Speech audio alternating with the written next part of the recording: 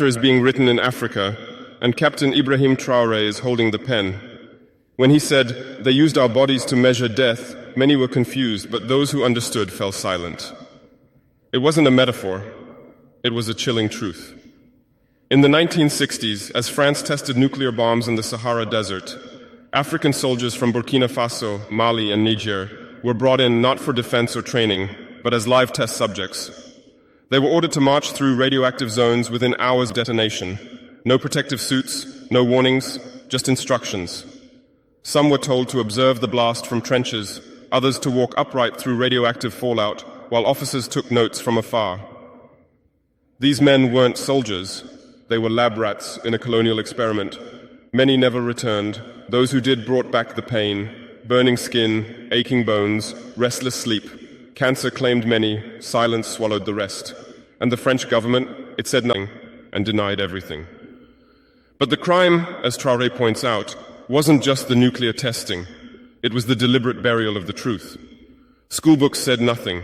Families were shamed into silence.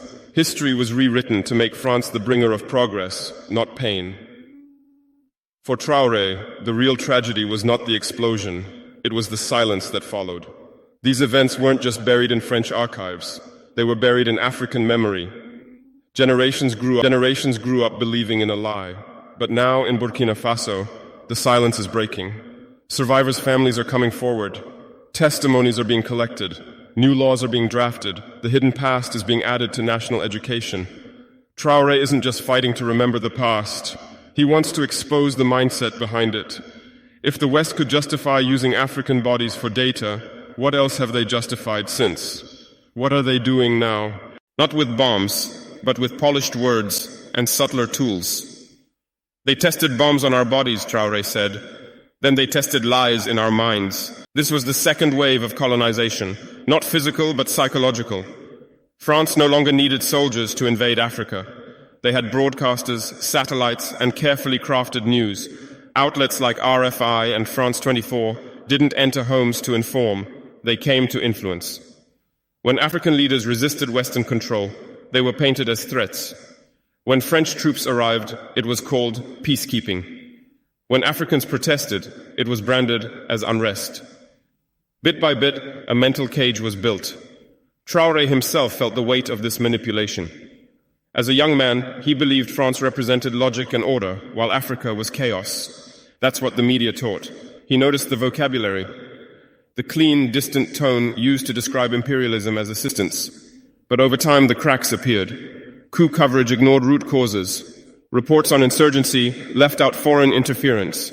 When French troops were expelled from Mali, the media's tone wasn't curious. It was angry, like a master scolding a runaway slave. That moment changed Traoré. He stopped trusting the international feed. This, he said, is why French media had to be banned from Burkina Faso, not to silence truth, but to protect it. The most dangerous war, he warned, is the one that convinces the victim he is free. So the country launched a national broadcasting overhaul. Local media, rooted in indigenous language and culture, began to replace foreign narratives. This isn't propaganda, it's sovereignty. If France could erase scars with stories, what other illusions has it sold? Maybe the greatest lie wasn't through bombs or news, but through money dressed as help. The illusion of partnership came in the form of financial aid. The IMF, World Bank, and other Western agencies arrived with suitcases full of loans and promises.